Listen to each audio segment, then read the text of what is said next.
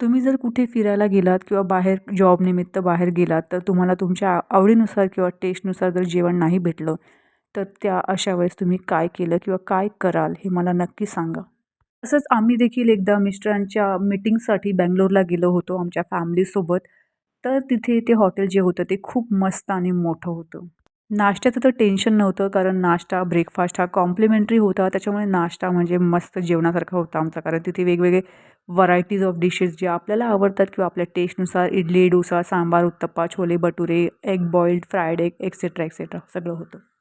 पण लंच आणि डिनरची तर पूर्ण वाट लागायची. कारण की त्या पिरियडमध्ये माझे मिस्टर तिकडे नसायचे हॉटेलमध्ये. ते त्यांच्या मीटिंगसाठी त्यांच्या ऑफिसमध्ये जायचे आणि मी आणि माझा बच्चू आणि इतर फॅमिली मेंबर्स होतो. बट आम्हाला नॉनव्हेज आवडत नसल्यामुळे त्या हॉटेलमध्ये जास्त करून लंचसाठी most of the time keema paratha, then chicken paratha, biryani and so on असं काहीतरी होतं.